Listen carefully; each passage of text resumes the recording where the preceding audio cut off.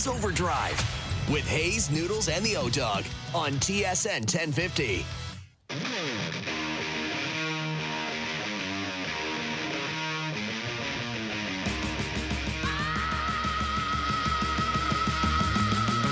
All right, here we go. OverDrive off and running. TSN 1050 on the TSN app, your home smart speaker, and up on TSN 2. We are live at TPC Toronto at Osprey Valley for the RBC Canadian Open. Brian Hayes, the O-Dog, Jeff O'Neill, Jamie Noodles McLennan. What's going on, guys? How are we feeling this afternoon? Well, I was getting the word about the Pro-Am this morning, and one of the golf insiders told me of a verbal exchange that was reminiscent of Davis Love yelling at a fan. Remember that when the fan was saying, "No love for you"? Yeah.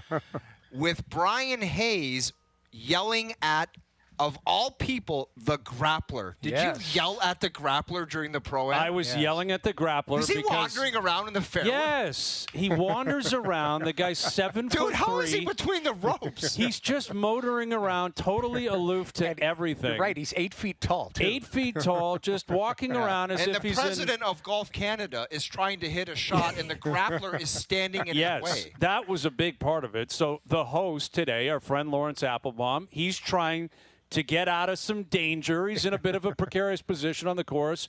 And there's the grappler as if he's walking through Trinity Bellwoods on a Saturday, just completely oblivious to everything. He framed it to us that you guys were a little upset. Like he was like, you remember the Seinfeld episode, The Pilots in the Crowd? That was a part of it. He framed it that he was making you guys have the yips type of thing because he was standing there. There is an awkward energy when the grappler's around. He's kind of around the green guy without even wanting to be. He has a lot of the same characteristics. Dude, and I know you in your relationship with him, you would have wanted to rip his head off. Well, you gotta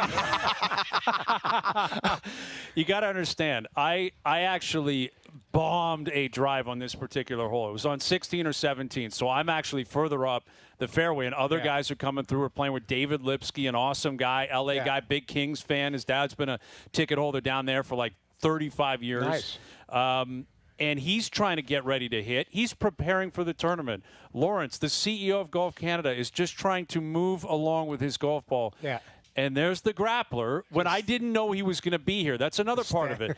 If I see Doogie, I know Doogie's in attendance. If I see the Gap Man, if I see Bob Weeks, I'm like, there's Weeksy. Yeah. I had no idea the grappler was going to be here. Well, so this guy just started wheeling around. Just motoring around you know why and in the way of everything. Because it's a luxury place. Like if we were, I don't know, name a place. If we were in Keswick down by a river or something, the grappler's not showing up there.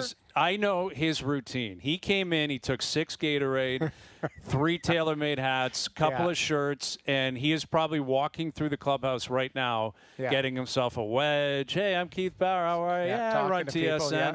Like, he's a shooter around here, and we love the grappler, and it was cool. It was great to see him. It was just surprising to see him. How was Pendy, the Pendy bombs? Yeah, like, so when he hits one, like, was it like... It comes as advertised. So played with Pendrith this morning. Awesome guy, big Leaf fan. His caddy, big Leaf fan. Used to be, I believe, a goalie, actually, back in the OHL back in the day. Nice. Absolutely destroys a golf ball. Like, hammers golf balls around this place. Really? And it's just a great vibe because there's pros everywhere. It's an amazing setup. Like, this has come a long way. Osprey Valley has been here for over 30 years. I remember coming here with my dad 25 years ago. Really happy for the owner, Chris Humanek. He is unbelievable guy. Unbelievable guy, and this is his baby, and he deserves all the accolades and all. Like, he's pretty. Like, he's like the proud papa around here. Good for him. I just saw him, and I just asked him point blank. I'm like, "How you feeling?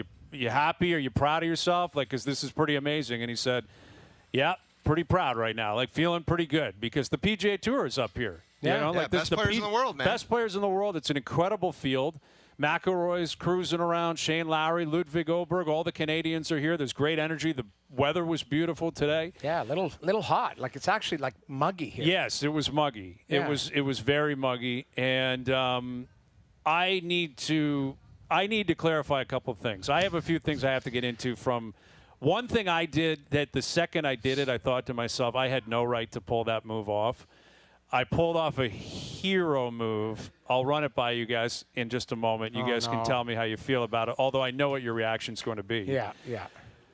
I'm a specialist at hero moves. So okay, let me just throw it out to you before I get to something else that needs to come to an end, because I've had enough of something in particular.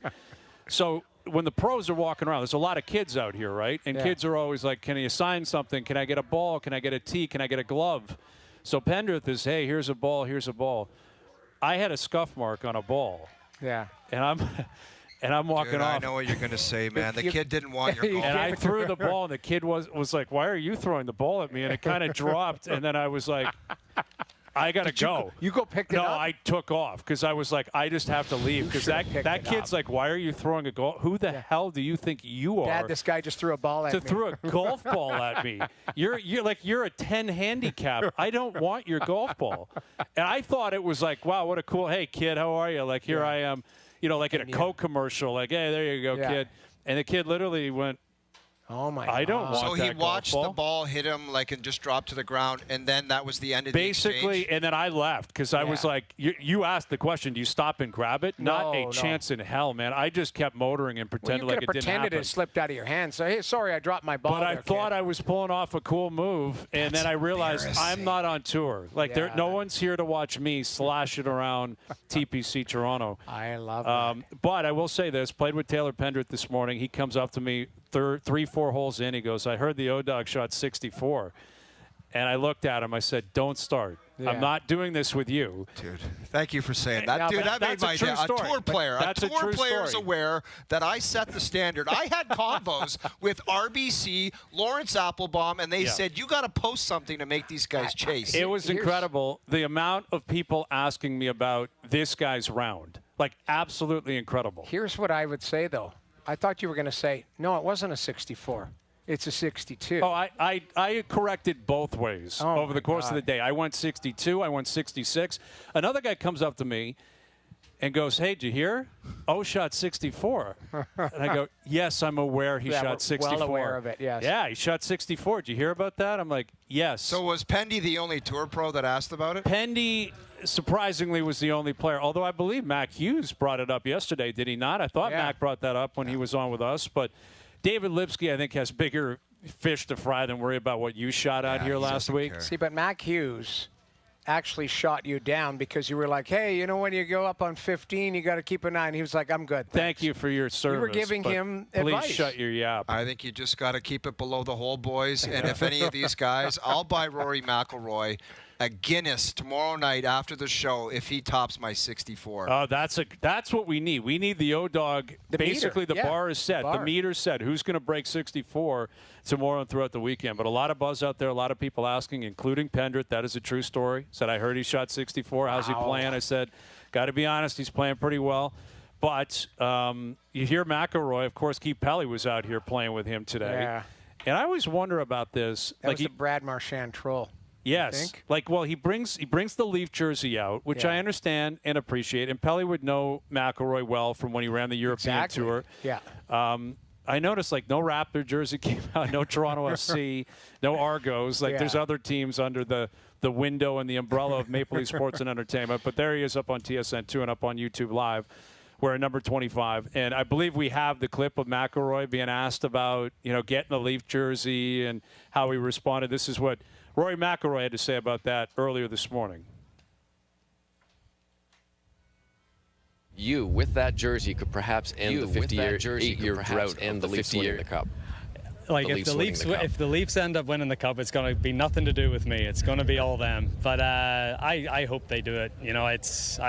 I was pulling for them hard, especially now that Keith is involved. I guess we all got to throw our support behind the Oilers at this point. But, it's one day, I hope. I was hoping that they were still going to be in and maybe we would have been able to get to a game this week. But I hope so. I mean, I think it's only a matter of time. If I can get over the line at Augusta, these guys can get over the line at the Stanley Cup. Stanley Cup. All right, that's a pretty good line. I think that's genuine. That's a pretty good line. I mean, you got to appreciate McIlroy. That's stopping with Bob Weeks. Like, Weeksy's got pull around here, man. Yeah. Bobby gives you one of these, the players go running. We don't have the same pull, to be honest with you. We are nowhere close to the same level. We give it this one, and they give it that one. Or they give a different one. The O'Doyle. The O'Doyle wave. They give one back, but it's not the actually I didn't see Dude, I was you. worried off the hop before you were here. I had to record a little something. We were just chatting. A lady was security. She got the ref jersey on. She came in here and she goes, you know what she said to me? She goes, "You guys got to be quiet. Got to keep it down." And I was like, I don't know what to tell you. She's like, some of the players are complaining they've heard you guys talking, and I said, we haven't even started yet. Wait until we get to 4 p.m. Yeah. Well, what do you? A, we're not that close, and B, it's the Pro-Am. It's on Wednesday. I'll tell you what. If Rory or somebody's on the tee over there, and we start arguing about a no goal last night or tonight, and we're arguing about it tomorrow, somebody might throw a golf club up here. There's a chance they turn and launch a TP5 right through the back of this. What she said is, she goes, we've been sitting down there listening, but she goes, we couldn't figure out where it was coming from. She goes, you guys are elevated, and it's coming downtown. She's on like, top. you guys are just, your Downwind. voices traveling downwind right on top of this tee block. And keep in mind that the type of language that we use off air. Oh, well, I can only imagine what was being said around here. There were some things being said that you don't want it to be traveling a mile across the road here. What are we going to do, man? We're here. Like, we're here for the next 3 days, and we're going to party, and we're going to have a great time. And, like, McIlroy's out early tomorrow. Yeah, so. But by Friday afternoon, he's going to be storming through here when we're on the air. Yeah, I'm predicting 4 to 5 hole-in-ones here. You remember that? I think 4 or 5 is, I think, a stretch. But I will say after playing the rink hole and hitting a little gap wedge, I'd say inside 15 feet. See, that's what I'm talking about. But I was playing from the whites, though. Like, they were playing a little bit further back, but it's like 30 yards. 9-iron max. Yes. These guys are hitting, it's probably a wedge because you're elevated, man. Like, it's a 20-yard elevation. So and if you get downwind, that is significant. So then it should be a guaranteed birdie if a guy's playing well. Well, you should be able to put it inside 10 or 15 feet and then a putt. I mean, now, let's remember, right now they have a very inviting pin. There's a chance they're going to move the pin around over the course of the 4 rounds. So there's elevation. There's different platforms that they can put it. They can protect it a little bit. Maybe they can move the tee blocks back a little bit. But you're right. With the boards up, there's only so much they can do. But I like that, man. I want to see action. Like, we talk about it every single year. There are some really difficult holes out here where these guys are going to have to keep it on the rails. And then there's some holes where they can score. And guys are going to, if the weather's good and the wind's down, they're going to shoot. They're going to play well. Say, do you think that somebody will chew this course up? Like did any of the guys say what they think? Because you know how they toss around what they think will win it? Was there any of that? I didn't get an answer on that because you're playing 2 different nines, 2 different guys in terms of what they're looking for. Like, Pendrith is a guy that shows up, can win, has won. Lipsky's won tournaments around the world, but not a PGA guy that you would expect, to come out and necessarily torch a place. Right. Listen, if you're using McIlroy as the pace car, like if he plays at his best, there isn't a course on earth that can really stop him. Exactly. Like maybe next week at Oakmont. Like that is creating buzz. What is possibly waiting for them at the U.S. Open next week? Right. And I was speaking with Pendrith about that. Like, do you appreciate it like once a year where you know it's going to be like that? And he said, yeah. And the reality is there's some comfort in it because if you bogey a hole at the U.S. Open, you actually don't really fall down the leaderboard. Where if you bogey a hole out here, you're probably going to drop 3 or 4 slots. Right. You got to score here. You got to keep the ball in the park, and you got to go out and play. But it's an unbelievable piece of land too. Like it's a massive, massive place. There's the 3 courses up here. You mentioned Chris, the owner, just an unbelievable guy. Golf Canada's done a great job. And nicest guy. Like it couldn't happen. Unbelievable guy. And he's just motoring around the clubhouse talking with people. He literally runs the whole operation. And owns it, everything. Yeah, and he's just a great guy. It's a unique, I love it because I live more north, right? This is a great setup for you. It's good. I'm 40 minutes door to door kind of thing. But it's a unique way to drive here.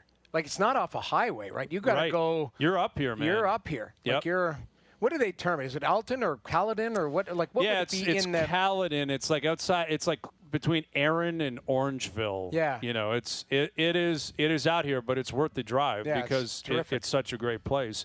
All right, we got Game 1 of the Cup Final tonight. Ray Ferraro will join us just after 5. We got Dregs coming up. He's out in Edmonton. And the build-up, we've done it all for the last few days, right? Like what's coming. And what I find interesting is the other stuff happening around the league. Like Brock Nelson signs an extension in Colorado today. Not a bad deal. 3 years, 7.5. Listen, the market for center iceman is not deep. Yeah. It's not a strong market. That's why John Tavares could be in the driver's seat in some ways. Sam Bennett certainly would be if he gets to free agency. Maybe Matt Duchene, depending on what he's looking for, but he's not a young guy. Yeah. Like that would appear to me as if Colorado said, we got to keep this guy. What's going to make everyone happy? Let's make it work here. And I liked him as a fit there. Like you go McKinnon into Nelson, into Coyle, into Drury.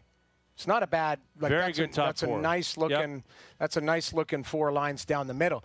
The weird one is Neshkesh. Maybe he doesn't want to stay there, or what his story is in the future. To be honest, wasn't he a problem? Him and his dad was a problem in Carolina because he wanted to be a centerman. Well, you're not going to be a centerman in Colorado now. Like, that's because they got Nelson there. Well, and hasn't that ship sailed anyway? Yeah. Like Carolina told you, and now Colorado's telling you, just be a what's good next? player. You want to play goalie? Well, just be a good player. Like, I don't know. It just kind of worries me for this guy. Like, that maybe there's some baggage there with this guy. And it might be the package that comes if the dad's a pain in the ass and, he's complaining. Like, he's a hell of a player. He's a really good player. But what did you say? Nate's dad is like all involved. Didn't you hear about that in Carolina? Like that was part of the problem, like the deal and all that. Like again, secondhand information, so I should preface my comments with that. It's not like the GM told me that. There's a lot of secondhand stuff floating around these days. Yeah, I mean, listen, this is the time to do it, right? Like if you're in the Cup final, you're focused on that clearly. But if you're a pending free agent, right? If you're a coach or GM on the hot seat, if you're a coach or GM or president that's no longer around or whatever, right? There's a lot going on out there about what's happening, what happened, why it could change. Yeah, like the Marner and Tavares, scenarios. Again, the Tavares camp, from my standpoint, has been very quiet, and the Marner camp too. Like they haven't said anything on the record. I haven't heard anything from Mitch or his rep. Anybody. I don't really suspect you will hear much other than rumors start building up if something gets locked down from insiders, agents. But when you're going to free agency, I love how they do they still have that talking period? The 5-day window. I think they didn't like it. Well, because everything was done. Everything was done. But but that still happens anyway. That window is still there. The second it starts now. Anything. I mean, even if that window's not there. We're on at 12:01. It's like a 8-year deal extension with all of this front-loaded. Like, oh, really? You did that in the last 60 seconds? Mm-hmm. Like, it's all done. Yeah, the agents are calling around. The GMs are calling around. There's tampering everywhere. Yeah. They're all at the scouting combine. Yeah. Like, everyone. I think what happens is the agent calls about one of their own guys on that team, and then they're like, by the way, I got another guy. Yeah, exactly. That's just like you don't even have to say the name. You just say, do you have an appetite for a superstar right winger that's going to cost this amount of money? Yeah. And they'll probably say yes or no, and then you move on. What do you think? Just get a read. Yeah, if you were going to look at a just second poking line around, center, what do you think? Sniffing around. What do you think you would pay for that? Pay him $8 million. And the thing is, like Colorado just did with Brock Nelson, and like other teams have done with their own players, the Leafs can call up Mitch Marner and John Tavares right now and try to get an answer. Doesn't mean they have to give him one. I think John would. Like John would give it. Tavares would give you an answer, and they know what the answer is. Marner may flush your call, but he's entitled to that. As of July 1st, he can walk. He doesn't have to give you an answer on anything. What is your gut instinct like? I think Marner's gone. I personally feels that way. Yeah, I think that's safe money, and I think the odds continue to move in that direction. Yeah. But I think he's gone from both sides. Like I think, the Leafs would probably be best served. Now listen, he's a hell of a player, and that's 100 points you got to replace. But I think both sides would agree. It's like, okay, something has to give here. And the other two are under contract, and Tavares is going to be 35 next year. So it's one player, really, we're circling, and Mitch Marner controls his own destiny. Yeah, what I'm curious about is, what the aftermath looks and sounds like if that happens. If he signs somewhere else. Let's say he goes to Anaheim on July 1st. Right. Does he play the game? Do other people play the game on what happened, why he left? Does it matter at that point? Maybe it won't. How do the Leafs handle the PR standpoint and the PR spin? Because, again, the reality is this guy is one of the all-time great Leafs. Yep. That's what he is. And, yes, in big games it hasn't been great. He's not alone. Yes, they never ultimately won, but the stats, the performance, 9 years is an eternity in pro sports. He was drafted, developed. He grew up in Toronto, loved the Leafs. There is a point down the road where I would think the reputation is going to try and be molded back into a positive light. And let me ask you this. If he does choose to go play somewhere else, what happens? Is his number retired or? I wouldn't be surprised. But what's the mini Jerry on it? Let's say Marner leaves on July 1st and never returns at any point in his career, which is likely. Once you're gone, you're probably not coming back. Well, what's your mini Jerry? What is he on team points for the franchise? He's top 10 for sure. I think he's top 5 in both, or top 5 in assists for sure. Look that up, Doogie, and find that out. I think I'm top 5 in a lot of stuff in Carolina, and I don't even get a phone call from them, so that doesn't mean squat. There you go. I mean, now Carolina doesn't have the same history as the Maple Leafs, but you were there for 10 years. Yeah. Right? This guy's been here for 9. I'd say the mini Jerry on 16 going to the Raptors. 33%. Why that number? Why is it? I thought you would say 80. 1 and 3rd, 1 and 3. I don't know. I mean, there it is. Okay, franchise ranks. Let me read these through. Okay. 14th. Tied for even strength points. He's 7th all time in the playoffs. He's actually tied for 9th. Points in general, he's 5th all time. So he's 5th all time in points in the franchise. Yes. So he's top 5 in points. He's 4th in assists. He's actually 5th in playoff points, which is amazing. Well, remind me, though, who's in the rafters right now that, is it Salming? Is it? I don't even think you can ever do that, Jamie, because everyone's up there for different reasons and has different stats and there's different eras. You just have to look at that right there and say, is that going in the rafters? For me, it's no.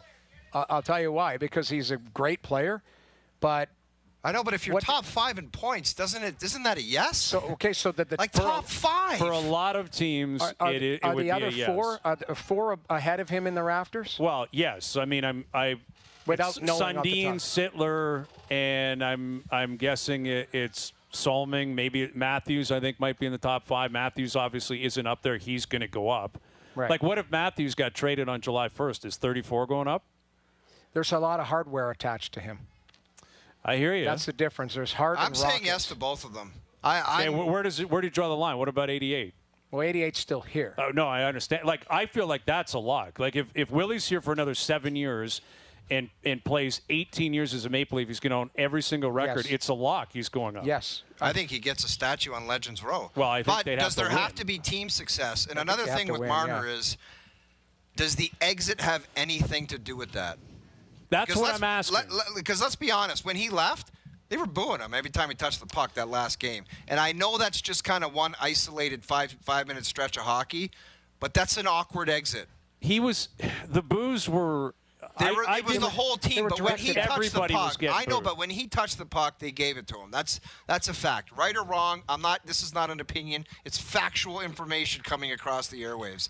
I just don't know how that would affect the jersey going in the rafters. Well, and that's, I guess, what I'm driving at. How long does it take for the dust to settle? Well, no one's suggesting it's going up the first time he rolls back through town. It's after he retires 15 years from now. And keep in mind, your legacy gets stronger the farther out you are because people look at the cold hard stats. So you're right. Top 5 in top 5 in points.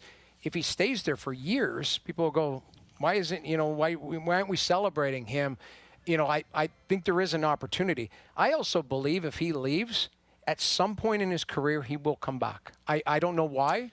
It might even be a one-gamer or whatever. You're one-gamer. No, I don't think the one-day that is something where you got to consider the way you the way you leave, the way it's portrayed, the way you talk about it. And again, we'll wait to see how that happens. What that looks and sounds like. If this happens, who knows? Maybe he resigns with the Leafs. Yeah, he might resign. But we're speaking hypothetically. If he leaves, how does he respond to it? How does he speak about it? How does he look back on it? What happens the first time he rolls back through town? But I think what also would be interesting about it will be a lot of the fan reaction and the fan conversation and debate, and I guess the teams for that matter, will revolve around how the team plays moving forward. And I actually think if they were to win in the future, it would help his case.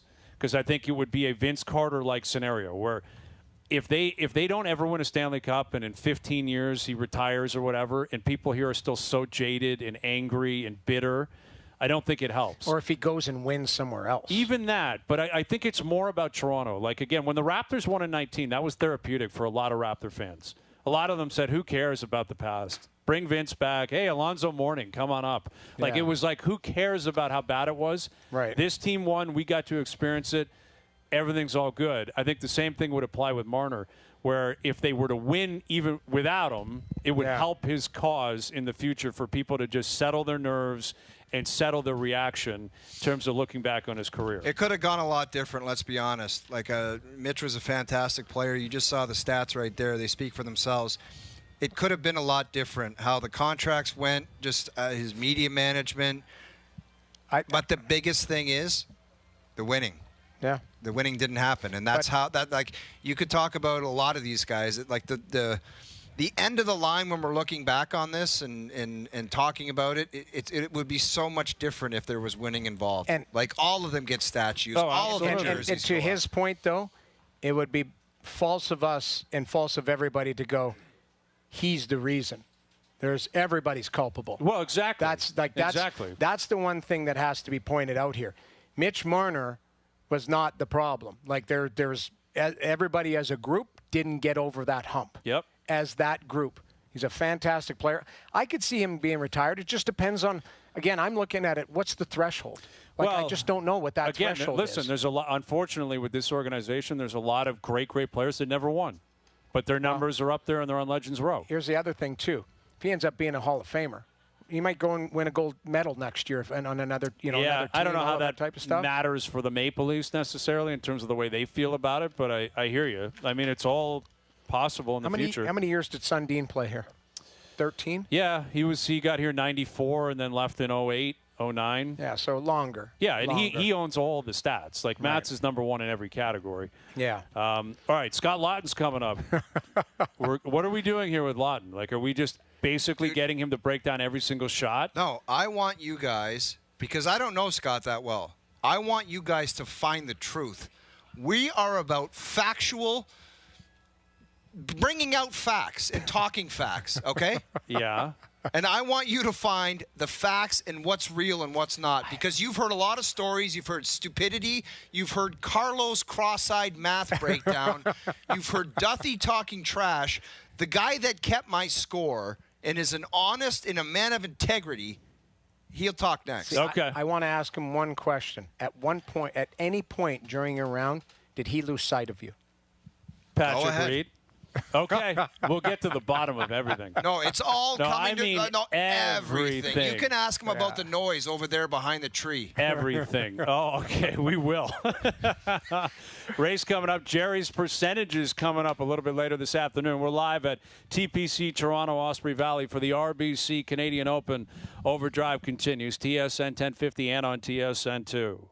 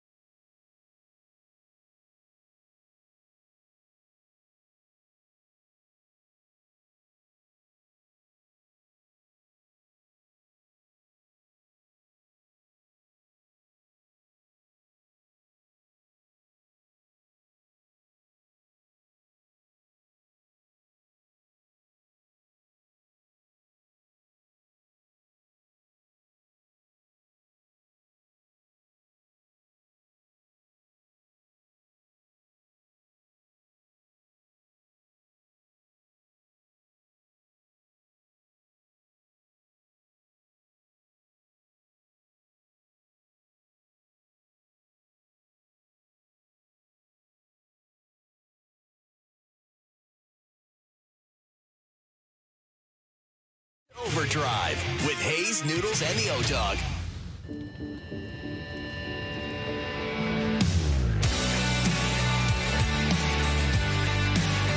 All right, OverDrive continues, powered by FanDuel, bringing you everything from the opening line of the final score. We are at the rink hole, the 14th hole here at the Championship North Course, TPC Toronto, Osprey Valley.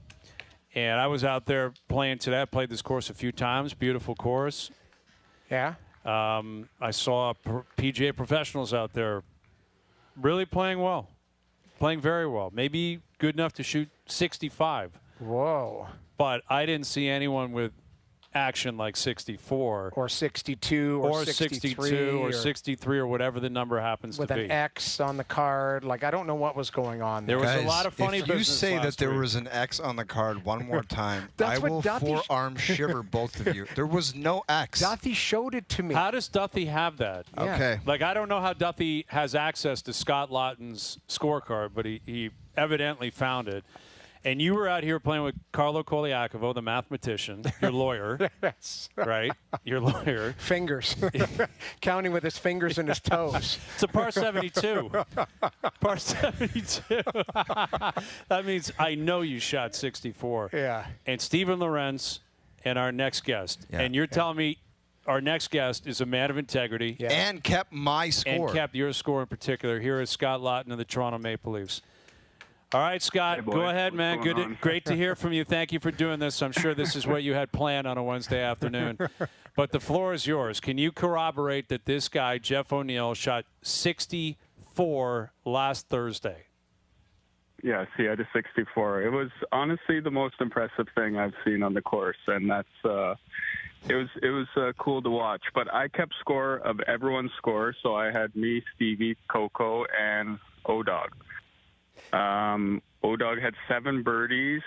We started on 16. He bogeyed 16, and then from then on had 7 birdies, all pars, 32-32. So just to clarify, Scotty, there was no X because these bozos, somebody made up a scorecard that had an X on it. And these guys are asking me, were you wandering around? Were you taking a dump in the woods? Like, they were asking the dumbest things. Can you confirm there was no X on the scorecard?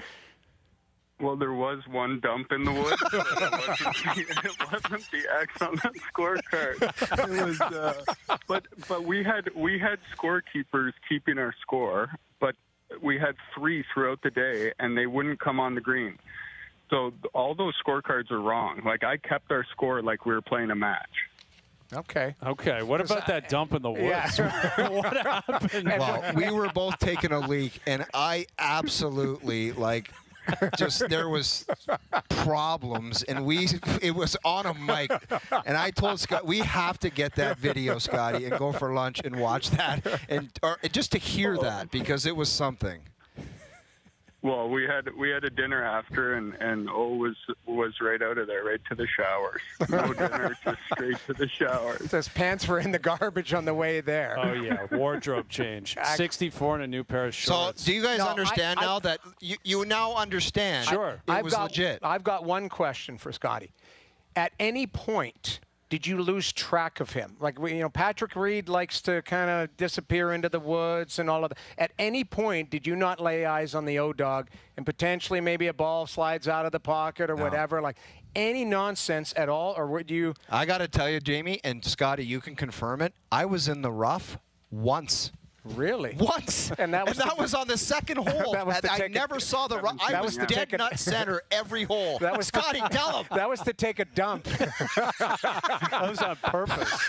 Snap hook so that you could go and relieve I'm telling yourself. you, every hole but one, I was dead nut center. 3 bills down the middle. Talk to me, Scotty. We were on like 16, and we tried to give you a putt, and you putted it in because I think you knew you had a score going. Yeah. Wow. Last thing, though. How far were the gimmies?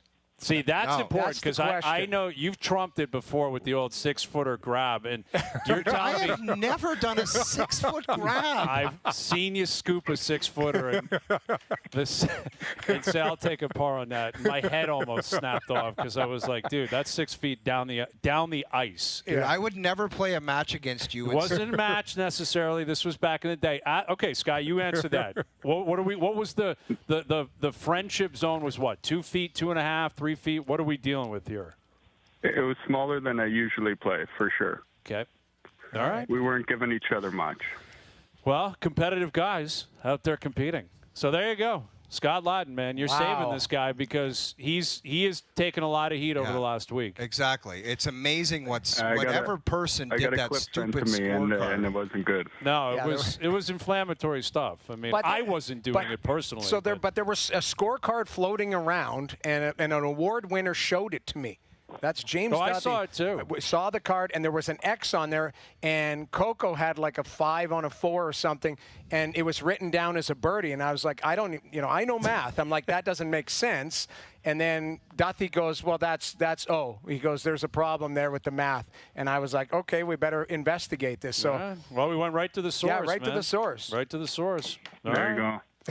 Well, Scotty, we can't thank you enough, man. I don't know what we just established, and I guess we just got to the source. O also did a flyover, he said, or something. Like, what do you said you did? Like you remember? You're watching the video. I watched every hole by hole to bring back my memory of what I did on that hole, and I actually think it might have been 62. But let's not get stupid here. Yeah, it was 64 for sure. What about you, Scotty? We haven't heard anything about your round. Did you shoot the lights out or what? No, I wasn't good. I was 83.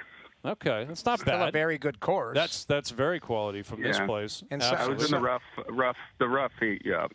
Well, somebody might have rattled you too by taking a dump in the woods. You might have had to refocus somehow. That doesn't help. That's exactly right. And his alumni jacket. Alumni jacket in the woods.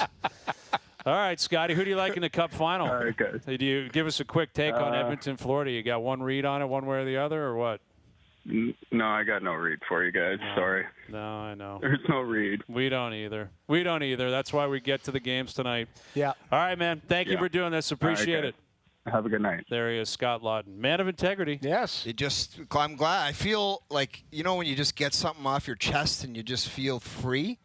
I feel free. Okay. It's fair. You should. I mean, I'm not going to question you anymore. You have to have a conversation with Duthie, though. Like, you and James, he's Peter DeBoer. You're Ottinger. Yeah, that's true. Like, I will say the one thing about that guy. He doesn't like people seeing other people succeed. It's true, Jamie.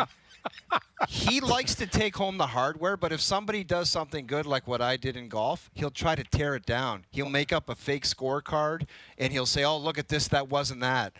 Well, I don't believe that. He had some stuff in the group text, though. He was talking about, like, tournament rules and he's on top of it, man. JD's calling it in. He likes to see people crumble, yes. And he probably shot people texts after that saying, hey, he's probably thought he was going to win, like stuff like that. I hope not, but I'm concerned that could be a reality. The handshake. Hey, you were right He's there. Monty? I walk away and he goes, "This guy actually thought he had a chance to beat me." He texts Kenny Volden right after, and he goes, "Did you see Hazy's face? He was heartbroken. That loser." You know what? I'm concerned that there's truth behind He that. was Monty. He grin screwed you. That's what it was. He might have. I hope that's not true. I don't want to believe it, but anything's possible. I love it. All right, Ray Ferraro in about 20 minutes. Jerry's percentages coming up. Overdrive continues. TSN 1050 and on TSN 2.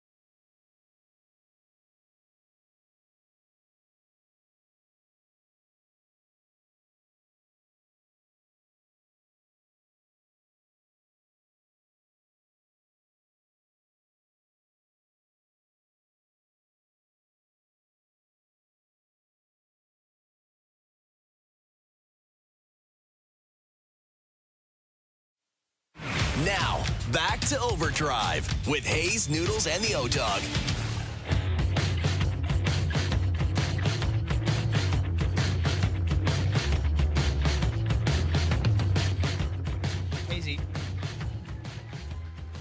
Hazy, shout out to Peter Millar. I love this little mini vest because you can wear it when it's hot as you know what out, and they're perfect. They cool you down.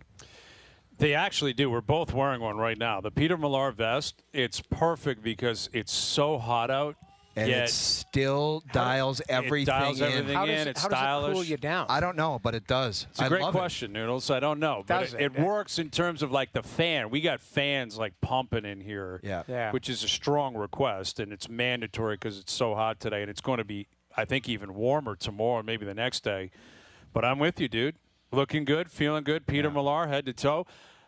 Speaking of which, TaylorMade, the Spider, the Zero Torque. I put it in play today. Unbelievable. I told you, man. Unbelievable. Like, if you're just going to get one club this summer, I don't know what people do as far as changeover or they want to try different things. Just try the ZT. Get one. Yeah, it was incredible. Everything you said it was. I didn't shoot 64, but I felt good out there. You see the CN Tower is going to be lit up in the Edmonton Oilers colors tonight. Why? Well, it's a good question because, like, I think something else. Canada's team. Yeah. See, my understanding is the CN Tower. It is a national monument. Fair enough. Right. Fair it's enough. the Canadian national tower. Yeah, I'm all for getting behind it, but there's other cities like I don't know. Did they do it when Montreal made it to the final? I actually think they might have. And I remember talking about it and thinking Edmonton's one thing. The Habs are a completely different story. Well, considering they beat the Leafs to get there. And it's their biggest rival. Right. Like Toronto, Montreal, like, you know, I hate to break it to people in Edmonton. People in Toronto don't spend a lot of time worrying about what's going on out there. I love that. It's Canada. You're cheering for the Canadian team. But I would also have an appreciation if they put a picture of the CN Tower and said, we are not lighting the CN Tower this color because we're Leafs Nation. I like that, too. I think either way. Either way. Now, I think where people in Toronto and Leaf fans react is if the shoe was on the other foot. Oh, they would just You can speak to it in Edmonton. Do you think there'd be, hey, blue and white for the Leafs in the Cup Final? No chance. But there is 0% chance. But it's not like – I don't know. I've never subscribed. It's like, I got to, now we got to cheer for the Oilers. No, of course not. Like, there's just as many Canadians on Florida than there is on the Oilers.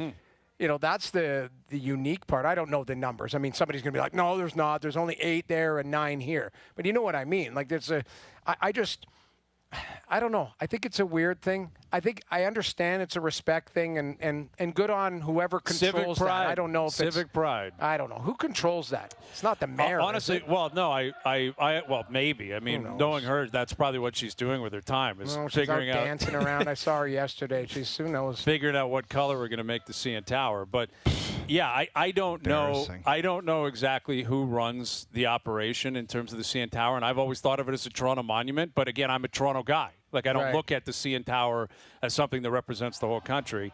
But, it'll be interesting to see, how the country responds to the Oilers going tonight. I think everybody's behind them, man. Everybody, because the old school people that watch hockey, they're like, I want to see a Canadian team win. And hopefully they get that. Well, I don't think everyone's like, I don't have a cheat team. When my Leafs are out, I don't cheer for anybody. I'm cheering, as I've said before, I want to see McDavid and Draisaitl get one. Yeah. The Oilers in general, like we'll have fun. Struddy will be unbearable, and people in Edmonton, they'll be gloating like they should if you win, of course. Other players on that team I don't necessarily like. Oh, sure, Ryan Nugent-Hopkins, good soldier, good player, longest-standing player. Yeah. That would be cool. But really, it's about those two guys who I think they deserve it. Like, they've earned it. They play every single night. They elevate their game.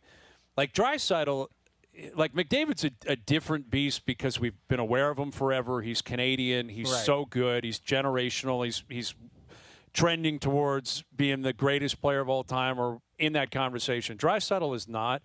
But Draisaitl is so impressive. He is such a grizzled veteran, like with the beard and the way he talks. And he speaks like he's a Canadian.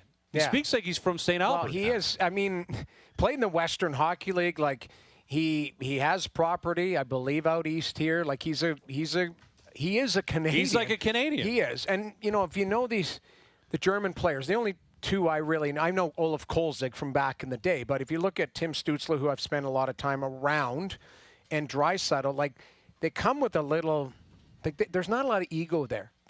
They work hard, they're pretty honest, and you know, Draisaitl, I loved his comments when he's extended in Edmonton. He's like, yeah, good money, like it here, I'm fine. Like, awesome. There was no, like, big noise, song and dance. He didn't, you know, take him to the woodshed. Now, they're paying him a lot of money. So highest paid player in the league next year, but deserves to be because he's up. And a massive X factor, because if you remember last year, he could hardly hold his hockey stick. Yeah, broken whatever he had, broken thumb. And so that guy, 100%, I would say is a considerable upgrade in X factor going into the series. Big time. Yeah, big time. And you know, missing Hyman is a big blow, but they've got depth. I'm excited to see it because we've been waiting for it. Like, it's almost like this has been too long. We talk about hockey ending earlier. Well, they could have, like, inched this up it's a Super Bowl. It's like a Super Bowl thing, man. And that's what all these leagues do. Like, they learn from the NFL that, yes, people are going to complain and people are going to get jittery, but once the stuff gets going, you know, you're excited that it's there. And I get it. You know, it's the same thing in the NBA. Like, we haven't had a big NBA. I think the Knicks lost on Friday, the same night that the Stars lost, I believe. Yeah. So, like, it's going to be almost a week on the NBA side of things. And it's an incredible time to be a Canadian sports fan. Like, with Shea Gilgeous-Alexander doing what he's doing, with McDavid doing what he's doing, like, the fact that the two of them are at the forefront of both of these leagues. They're both in their 20s. Yeah. Like, this feels like it has the potential to be a spring and summer that we're just never going to forget. Yeah. You know, like, we were going to reference in 2025, that's the year McDavid got it. That's the year Shea won his first title. And, you know, if you're the Oilers, you believed in yourself. You've had some ups and downs. You've battled, but you're here. You have home ice. There's not a better home ice team in the league right now. Like, all they do is score goals, and all they do is basically impose their will on whoever they play when they're playing in Edmonton. And I will say, it's a cliche, game one always is important. It feels extremely important this time around. Yeah. Because of what happened last year. Yeah, right? you can't tiptoe into it tonight. You were down 0-3 before you knew it. Last year, and to your credit, if you're in Edmonton, you battled back and you got all the way to 7. You don't want any demon showing up in the back of your mind. You can't give one freebie. I think they almost have to win. I know it's not literally, figuratively, and symbolically. I think it's imperative the Oilers win tonight. I have to go back and look. Was it game 1 or 2 that Bobrovsky absolutely stole? It might have been game 1. I think it was game 1. I think it was game 1. Tonight must win for the Oil? Dude, I think because of what happened last year and because of the team you're playing, like, Florida is not a team that you can sit back on. Like, they smell blood, too. They're championship pedigree. They're healthy. They're ready to play, man. Like, Florida's ready to play. And you know, the thing is Paul Maurice, you know they're playing the underdog card. Exactly. He's going to spin that. Like, everyone doesn't believe in us. Everyone wants these guys. Canada's all rooting. They can't wait to come in here and jump on the Oilers. Both of these teams were third in their division. Like, they both kind of coasted into the playoffs and load management on both sides and injuries. I mean, injuries and all sorts of things going on the Edmonton side. But Florida, you know, there was a point they were challenging the Leafs, and then it just dropped. Like, they dropped off and was like, we're just going to worry about being healthy and getting our team in order, and I don't care if we start on the road. That's their mentality. So it is, like, it's a coin toss. Like, I really, that's why it's exciting to see what's going to go. That's why I think tonight's so significant, because, like, Florida, you're on the road. You've got a ring. Yeah. You had them last year. There has to be an element of confidence coming from Florida that they beat them. And with Edmonton, you just don't want any mojo going the other way. Yeah. You know, you just don't want to be thinking, okay, if you lose game 1, then you got to win game 2. Or what if history is repeating itself again? Well, so is tomorrow overreaction Thursday? Probably. Regardless. Probably both Edmonton ways. wins tonight. Somebody's going to say someone's in trouble tomorrow. Yeah, you're right. It might be me at 4 o'clock. If Edmonton gets smoked tonight, they're in big trouble? I will Stuart say Skinner has it. Like, that's an important component. Stuart Skinner gets pulled on 5 goals on 12 shots, and they get pumped 7-1 tonight. Of all the different characters are on the ice tonight, who are you kind of most interested to see perform? Because if you had to do a hazy top 5, Stu Skinner might vault ahead of McDavid, Draisaitl, Tkachuk, or Barkov, or Bobrovsky. you can make a very strong case he's number one. Stuart Skinner. But the crazy thing is he's won 5 of 6 and been brilliant. Yeah, in it. But people are like, they're waiting to go back. Like this guy could win 10 in a row, and his 11th. Like, see, I told you. And that is the truth. And he'll always wear that, though. Yeah, I mean, and it's a great question, though, Noodles. Like, what does this guy have to do for that to stop? Or what does the tandem of Skinner and Pickard have to do? Because they've been to 2 Cup Finals in a row. Yeah. It's worked for Edmonton. Yeah. It's been fine. Yeah. All right, hour 2 coming up. RBC Canadian Open. We're live at the rink hole. 14th hole. TPC Toronto. Ray Ferraro. Look at that glamour shot by Ray. That is beautiful. Ray is ready to rock at 5:05. Adam Svensson coming up. Good Canadian boy. He's in the field. He'll join us. Picture. Jerry's percentages. We need a shot at Jerry coming up before we're doing Jerry's percentages. Overdrive continues. TSN 1050 and on TSN 2.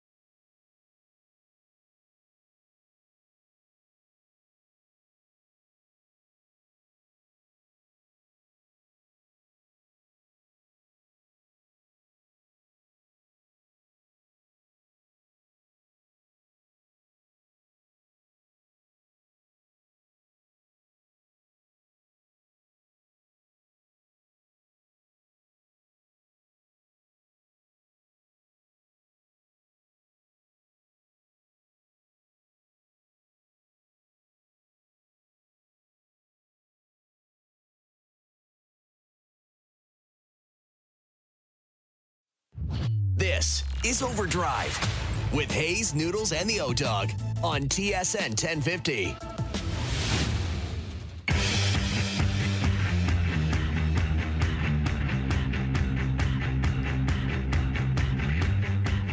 Going into break, I just couldn't help notice.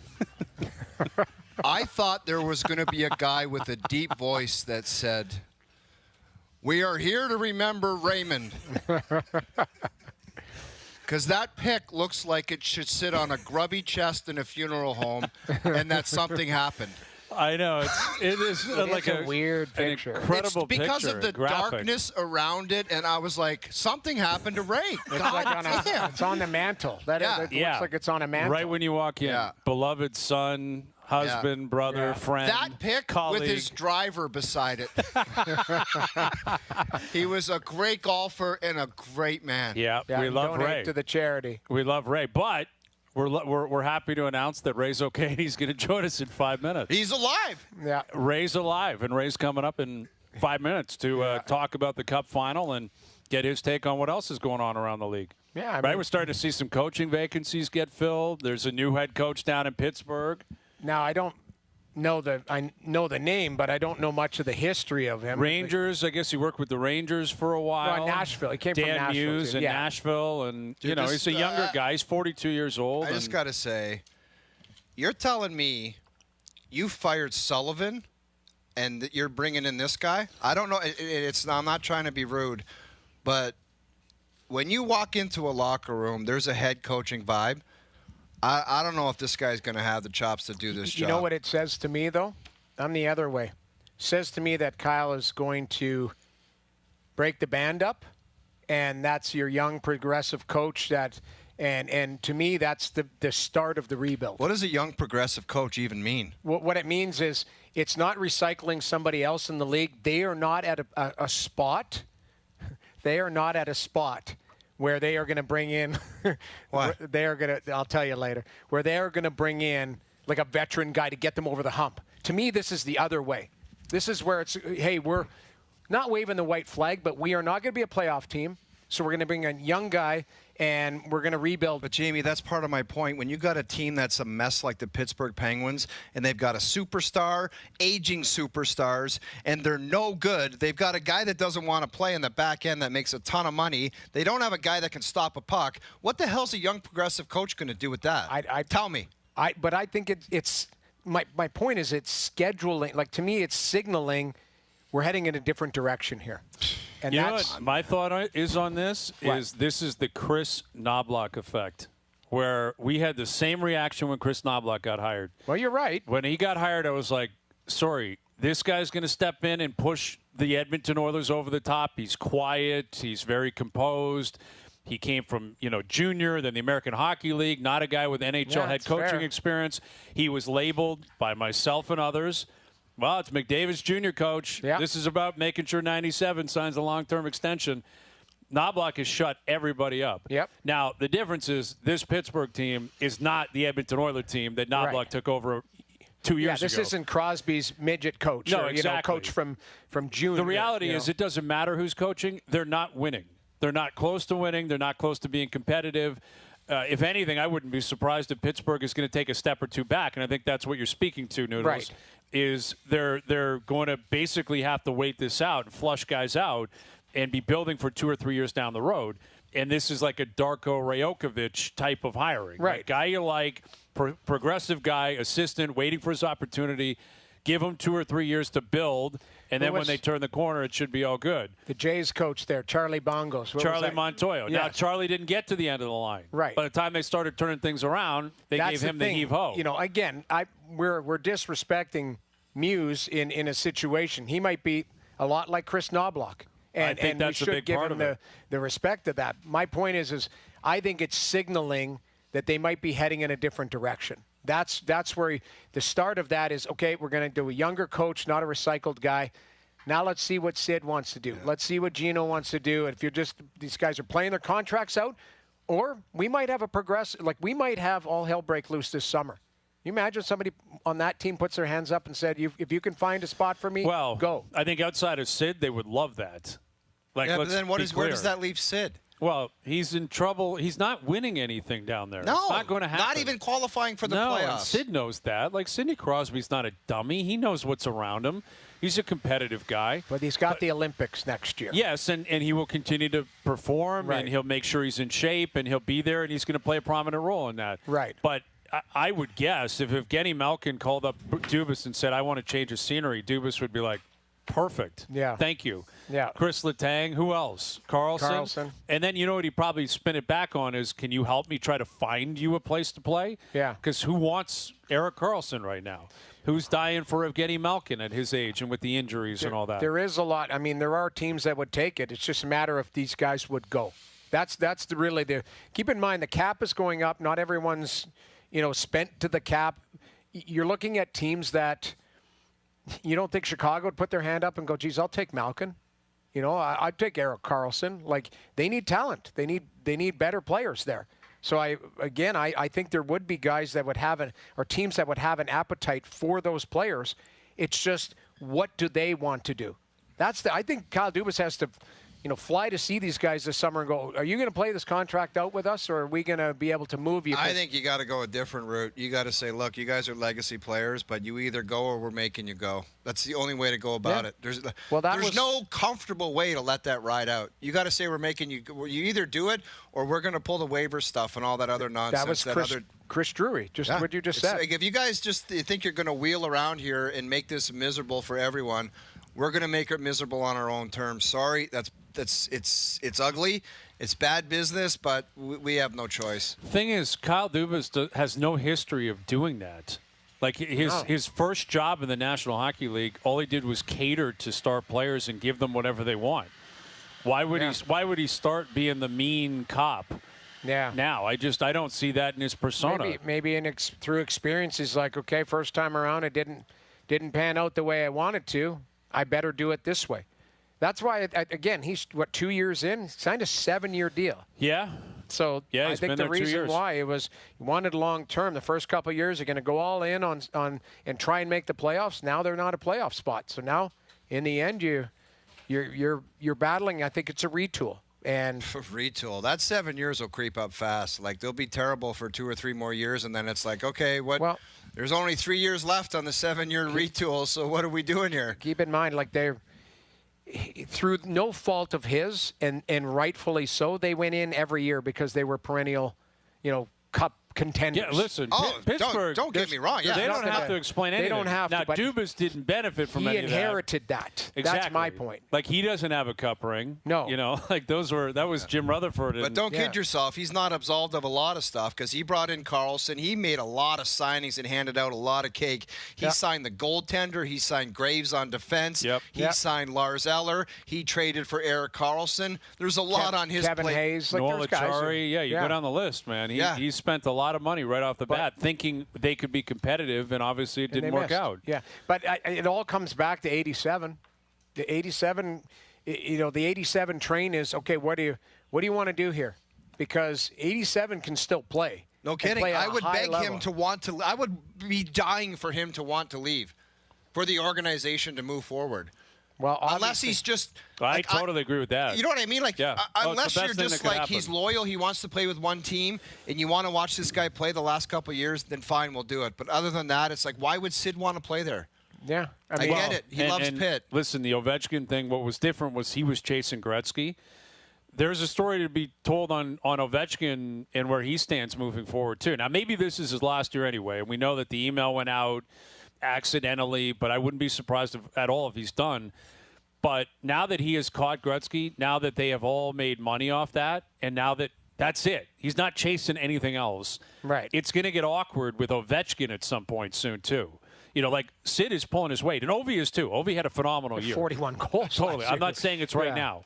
I'm saying at some point, maybe by the end of next season, wouldn't be shocking, or the year after that, he's going to be motoring around and making a lot of money, and he's a bigger-than-life personality, and they're going to be thinking, we kind of need to move off the Ovechkin era. Yeah. Like, we've squeezed everything we possibly could out of it, and I would argue the same things happened in Pittsburgh with Sid. I think Ovi's a guy, though, that I think he will go back to Russia when he feels like the wheels are falling off here. I think this is his last year. Which would be fair. I think that email was 100% accurate. You don't think that was somebody Can you getting inform me of this? Okay, so there was in the sales department of the Washington Capitals, there was an email that accidentally was sent out to long-term season ticket holders saying the 25-26 season will be the final year for Alex Ovechkin. Get your tickets. Get your tickets.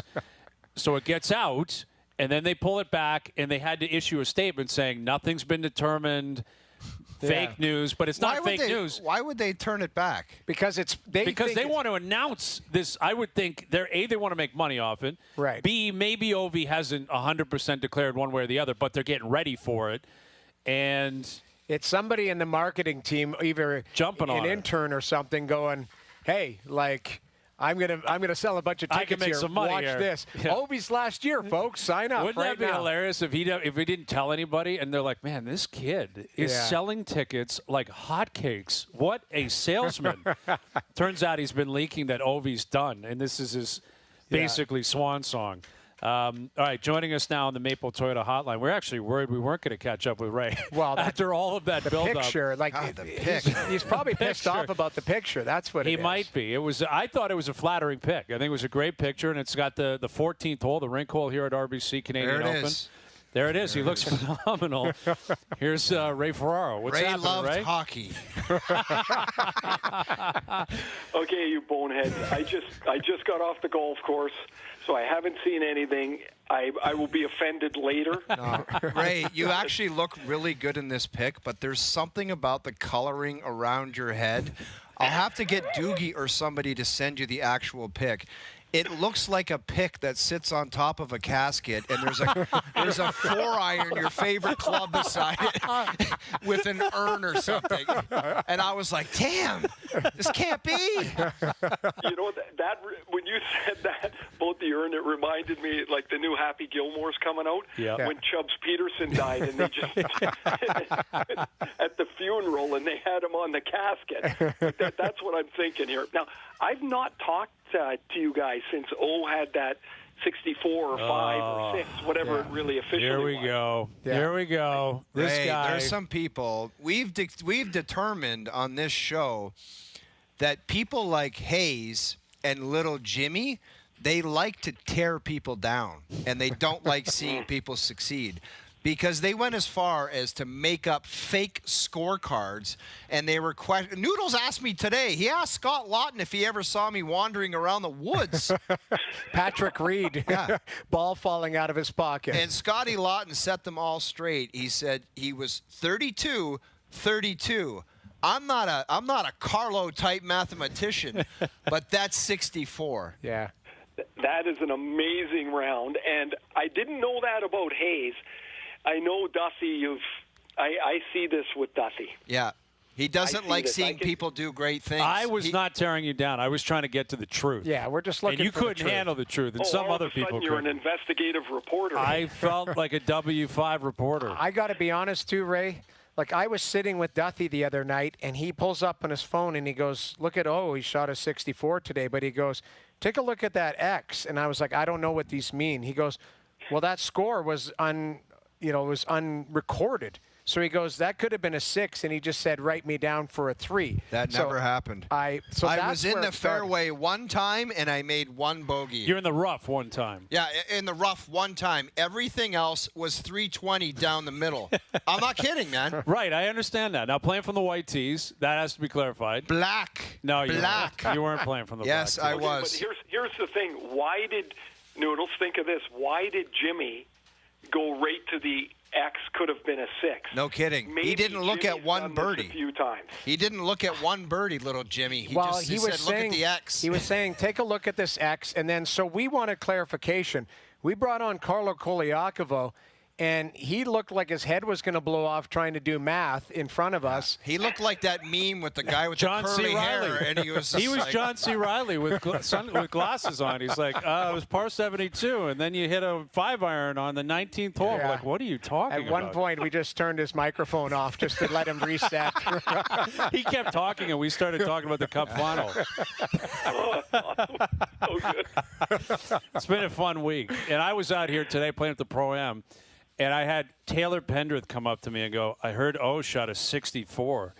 I'm like, I'm not doing this with you. I'm not having a conversation about the O-Dog score with a tour professional who has won on tour. Anyway, yeah, it was a good round. There's no fighting it. He's ever had an X/3 on his card. I should have. You're right. I should have followed up on that. That would have been good journalism. You're right. Well, you're right. It's selective journalism. The most jarring thing that Scotty Lawton said was they were mic'd up a couple holes, and the two of them went into the bushes to take a leak, and somebody let out a fart that would really upset some people, and it caused some problems with the audio people. Let's just say that.